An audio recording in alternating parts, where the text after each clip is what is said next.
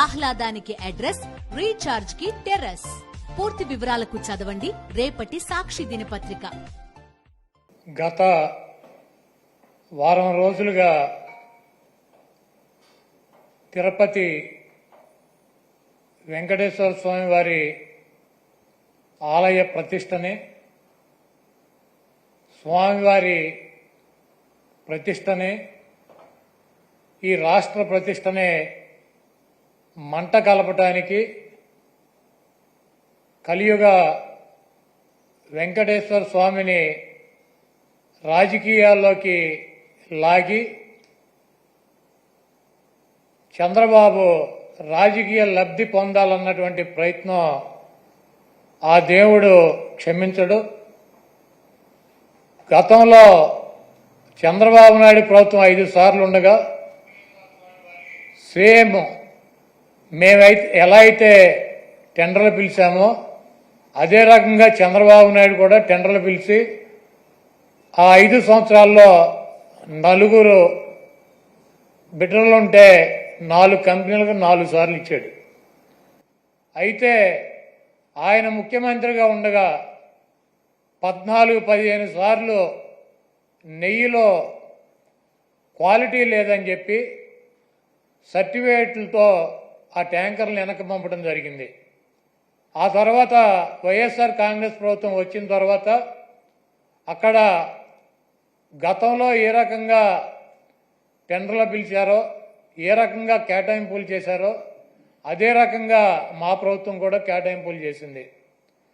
18 సార్లు జగన్మోహన్ రెడ్డి గారు ముఖ్యమంత్రిగా ఉండగా ఈ నెయ్యిలో క్వాలిటీ లేదని చెప్పి దాన్ని వెనక్కి పంపడం జరిగింది. ప్రతి వెహికల్ని తిరుమల తిరుపతి దేవస్థానానికి వచ్చేటువంటి ప్రతి దాన్ని కూడా ఇన్స్పెక్షన్ చేసి దాంట్లో లోపాలు ఉంటే దాన్ని వెనక్కి పంపించి అది వాళ్ళకి కావలసినట్టు ఉంటేనే అక్కడ దించుకునేటువంటి పరిస్థితి ఉంటుంది. ఇది గత ప్రభుత్వాలు గత 100 సంవత్సరాల నుంచి వచ్చేటువంటి ఆనవాయితీ.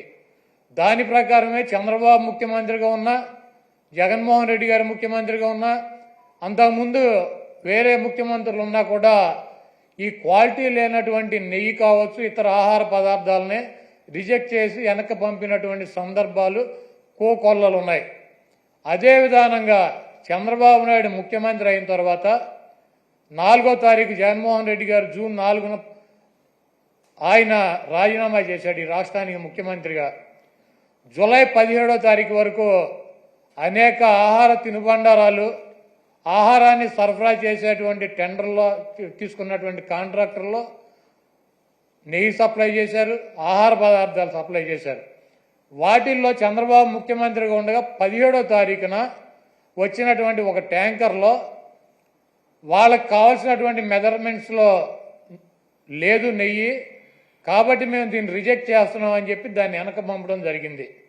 ఆ నెయ్యిని వాడల గతంలో కూడా రిజెక్ట్ చేసి 18 సార్లు పంపించే ఎటువంటి నెయ్యిలు వస్తాయి.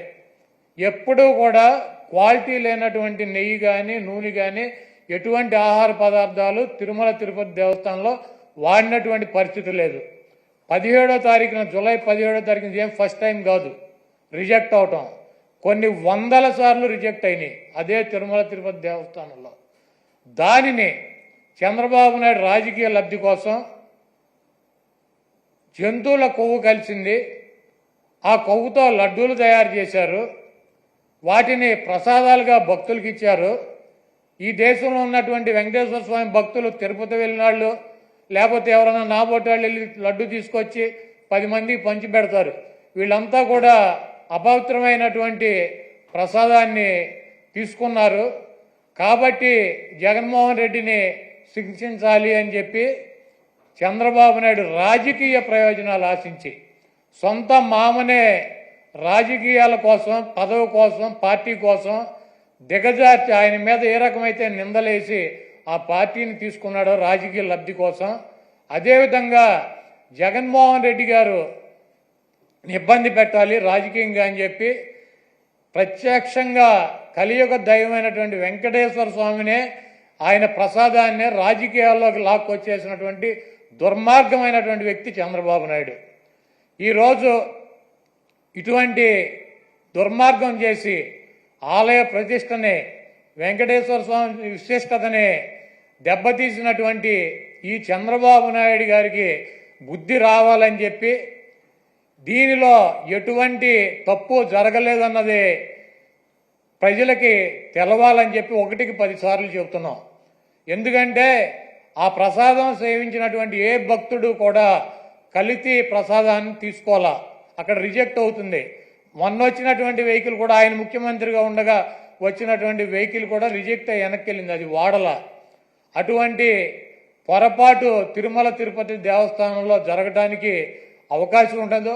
అక్కడ ఉన్నటువంటి బోర్డు కానీ, అక్కడ ఉన్నటువంటి ల్యాబులు కానీ, అక్కడ ఉన్నటువంటి ఉద్యోగులు కానీ ప్రతి వస్తువుని టెస్ట్ చేసే లోపలికి అనుమతి ఇచ్చేటువంటి పరిస్థితి ఉంటుంది.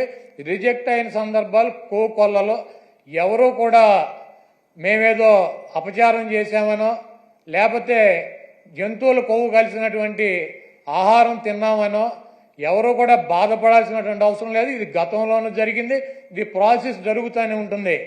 ఎక్కడా కూడా ఏ ల్యాబ్ కూడా డైరెక్ట్గా దీంట్లో పశువులకు సంబంధించినటువంటి కొవ్వు కలిసిందని చెప్పి ఇవ్వాల. ఇలా జరిగి ఉండొచ్చు, అలా జరిగి ఉండొచ్చు.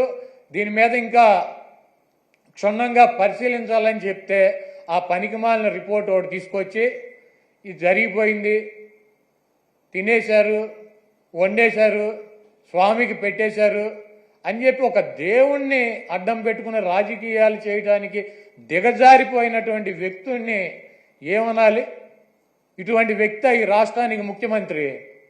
అంత ప్రతిష్ట కలిగినటువంటి గుడిని, అన్ని మహిమలు కలిగినటువంటి ఆ స్వామిని రాజకీయాల కోసం ఎవడన్నా అన్నం తినేవాడు బజారు లాగుతాడా? చంద్రబాబు నాయుడు భక్తుడా?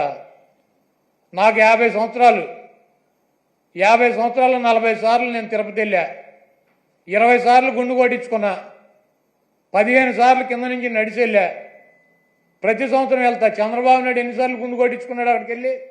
వెంకటేశ్వర స్వామికి ఇష్టమైనది ఏంటి? భక్తులు, మహిళలు కూడా వెళ్ళి గుండు చేయించుకుంటారు, మహిళలు కూడా వెళ్ళి గుండు చేయించుకుంటారు. ఈయన ఎన్నిసార్లు చేయించుకున్నాడు? ఈయన వెంకటేశ్వర స్వామి భక్తుడా? రాజకీయాలకు వెంకటేశ్వర స్వామి వాడుకుంటాడు. జగన్మోహన్ రెడ్డి గారిని రాజకీయంగా దెబ్బదాకా కొట్టాలంటే నువ్వు డైరెక్ట్ రా, ఆయన సిద్ధంగా ఉన్నాడు. వెంకటేశ్వర స్వామిని, మతాలని, కులాలని విచ్ఛిన్నం చేసి ఇది పెద్ద కుట్రగా మేము భావిస్తున్నాము. దీని మీద ఎటువంటి ఎంక్వైరీ అయినా సిద్ధంగా ఉన్నామని చెప్పి జగన్మోహన్ రెడ్డి గారు సుప్రీంకోర్టు న్యాయమూర్తికి, ప్రధాన న్యాయమూర్తికి లేఖ రాశారు. అదేవిధంగా ప్రధానమంత్రికి లెటర్ రాశారు. మీరు ఎటువంటి విచారణ జరిపినా వైఎస్ఆర్ కాంగ్రెస్ పార్టీ మేము సిద్ధంగా ఉన్నామని చెప్తే సిట్ అని చెప్పి, ఈయన సిట్ అంటే కూర్చున్నవాడు, స్టాండ్ అంటే నుంచున్నవాడు ఒక ఆఫీసర్ని వేశాడు. ఏం రాస్తాడు? లోకేష్ దగ్గరికి, ఈయన దగ్గరికి వెళ్ళి ఏం రాయమంటారు సార్ అని చెప్పి అడిగి రాస్తారా సిట్ రిపోర్టు? మీకు దమ్ముంటే సుప్రీంకోర్టు ప్రధాన న్యాయమూర్తితో విచారణ జరిపించండి, లేకపోతే సిబిఐతో విచారణ జరిపించండి. ఏమీ లేవు. సిట్ అంటే కూర్చునేవాడు, ఈయన కూర్చోమంటే కూర్చునే సిట్ అనే ఒక పోలీస్ ఆఫీసర్ని వేసి విచారణ జరిపిస్తాడంట. ఇంకా పైన చెబుతాడు మక్కిలు ఇరక్కొడతా. ఎవడ మక్కిలు ఇరక్కొడతాడు? కాకినాడ ఎమ్మెల్యే ఒక ఎస్సీ ఒక కాలేజీ ప్రొఫెసర్ని మక్కిలు ఇరక్కొట్టాడు. నువ్వేం చేసావు? ఆ ఎమ్మెల్యే మక్కిలు ఇరక్కొట్టావా? వెస్ట్ గోదావరి జిల్లాలో ఈ రాజ్యాంగాన్ని రచించినటువంటి డాక్టర్ బిఆర్ అంబేద్కర్ గారి పటాన్ని చించి అవతల వారేశాడు. అక్కడ దళితులు ఆందోళన చేస్తున్నారు 2 చోట్ల కూడా. నువ్వేం చేసావు? 2 ఎమ్మెల్యేలు మక్కిలు ఎరకొట్టావా? ఈ రాష్ట్రంలో నీ పార్టీ కార్యకర్తలు, నాయకులు బరి తెగించి రోడ్ల మీద వైఎస్ఆర్ కాంగ్రెస్ పార్టీ కార్యకర్తలను చంపుతున్నారు, నాయకులను చంపుతున్నారు. వీళ్ళ మక్కిలు ఎరకొట్టావా? వాళ్ళ మీద కనీసం కేసులు పెట్టగలిగావా?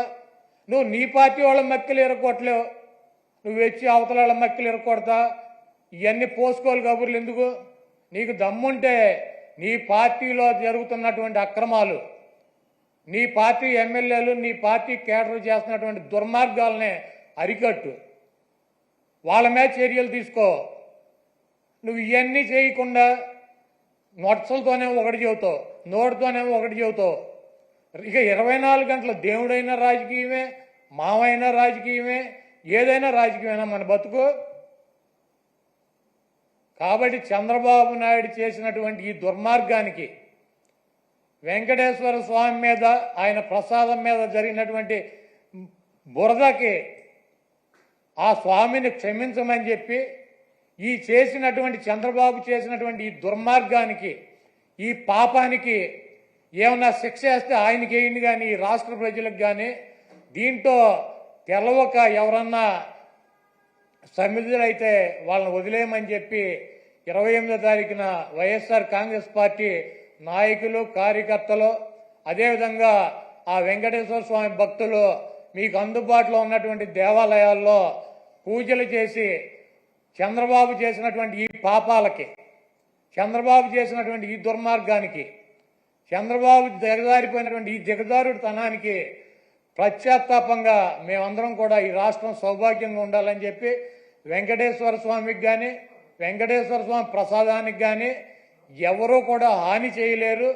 అది చెయ్యాలన్నటువంటి తలంపు వచ్చినా కూడా, చెయ్యవసరంలో తలంపు వచ్చినా కూడా ఆ స్వామే చంద్రబాబు కన్నా మహిమ ఉన్నవాడు, చంద్రబాబు కన్నా ఎక్కువ అధికారం ఉన్నవాడు.